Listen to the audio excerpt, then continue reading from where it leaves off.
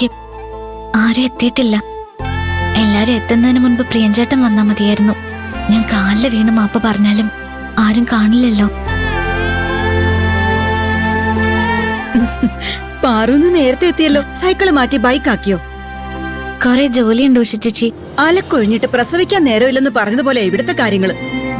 പ്രശ്നങ്ങൾ ഒഴിഞ്ഞിട്ട് ജോലി ചെയ്യാൻ നേരമില്ല. ഒന്ന് തീരുമ്പോ മറ്റൊന്ന്, അത് തീരുമ്പോ വേറൊന്ന്. എല്ലാ പ്രശ്നങ്ങളുടെ അറ്റത്ത് പാറു ഉണ്ടാവും. അതാ അത്ഭുതം. നിഷേ, കാലത്ത് തന്നെ പാറുവിന്റെ മനസ്സ് വിഷമിക്കുന്ന എന്തിനാ? രഘു ഇവിടെ കിടന്ന് അലമ്പുണ്ടാക്കിയതില് പാറുവിന് പങ്കുണ്ടോ? ഇന്നലെ ഇവിടെ നടന്ന പ്രശ്നത്തിന് ഇവൾക്ക് പങ്കില്ലേ? പ്രിയനെ കുറ്റക്കാരനാക്കിയിട്ട് രഘുവിനെ വെളുപ്പിച്ചതാരാ? ഇവളല്ലേ? അതൊക്കെ കഴിഞ്ഞ കഥയല്ലേ. നീ വാ.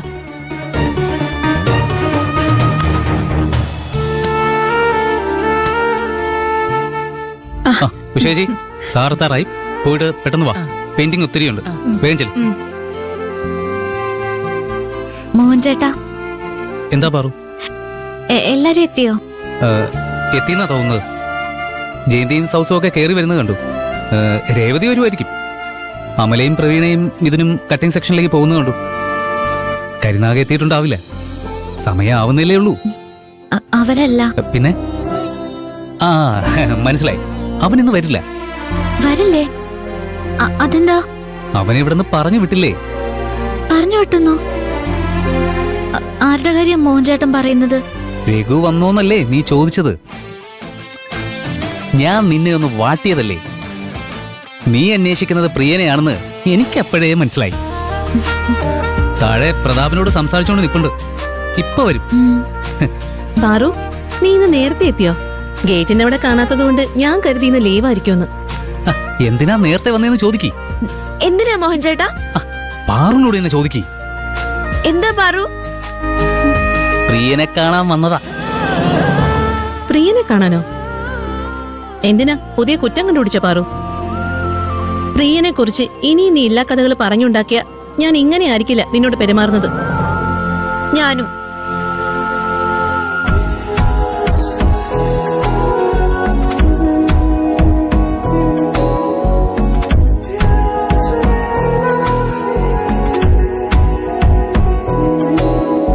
ഒരു കരിമുകിലിനു ചിറകുകളരുളിയ മിന്നലേ,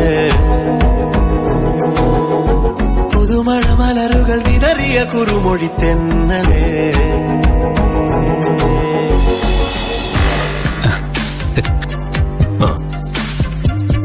മോഹൻ, നിന്റെ സെക്ഷനിലുള്ള എല്ലാവരോടും ഇന്ന് 1 മണിക്കൂർ ഓവർ ടൈം ചെയ്യാൻ പറയണം. ഇന്നലെ ഒരു ജോലിയും നടന്നില്ല, അറിയാലോ. അത് ഇന്ന് മേക്കപ്പ് ചെയ്യണം. പ്രിയഞ്ചേട്ടാ. ജയന്തി, എന്നും ചെയ്യാറുള്ളത് പോലെ കമ്പനി വിട്ടാലുടനെ ബസ് സ്റ്റോപ്പിലേക്ക് ഓടാൻ പാടില്ല. നീ നിന്നാലേ മറ്റുള്ളവർ നിൽക്കൂ. ഓരോരുത്തരും 3 പീസ് വെച്ച് അധികം തച്ച ഒരുവിധം മേക്കപ്പ് ആവും. എനിക്കൊരു കാര്യം പറയാനുണ്ടായിരുന്നു. സൗസു, നിനക്ക് കുറച്ച് ഉഴപ്പ് കൂടുതലാ. എല്ലാവരുടെയും കൂടെ കട്ടയ്ക്ക് നിന്നോണം. ഏറ്റു പ്രിയഞ്ചേട്ടൻ പറഞ്ഞ പിന്നെ അപ്പിലില്ലല്ലോ. പിന്നെ നോക്ക്,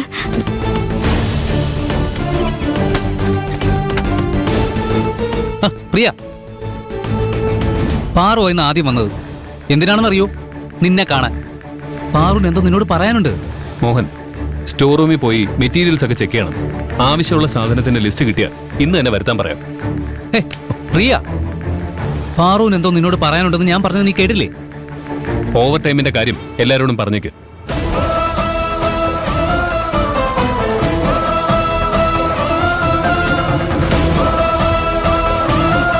എന്നെ ഒന്ന് നോക്കുക പോലും ചെയ്യാതെ പോയി കളഞ്ഞു.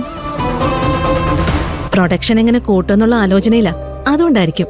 അതുകൊണ്ടൊന്നും അല്ല. എന്നോടുള്ള ദേഷ്യം ഇതുവരെ മാറിയിട്ടില്ല. നീ പോയി സംസാരിക്കേ. പ്രിയഞ്ചേട്ടന്റെ ദേഷ്യം മാറിക്കോളും.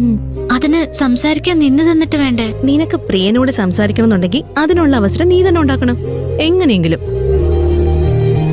നീ വിളിച്ച പ്രിയൻ നിൽക്കൊന്നുമില്ല. കാരണം പ്രിയനോട് നീ ഒരിക്കലും നല്ല രീതി പെരുമാറിയിട്ടില്ല. ചാടിക്കടിക്കല്ലേ ചെയ്യാറുള്ളൂ.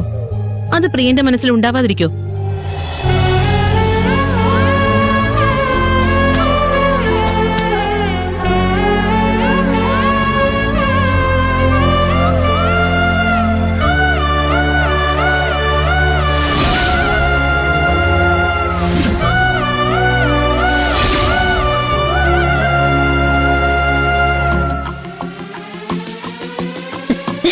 ഒന്നിന്നെ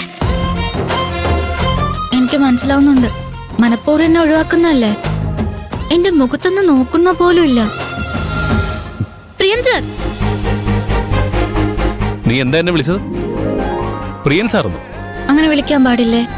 രേവതി സൗന്ദര്യമൊക്കെ വിളിക്കുന്ന പോലെ പ്രിയൻ ചേട്ടാന്ന് വിളിച്ചാ മതിയോ?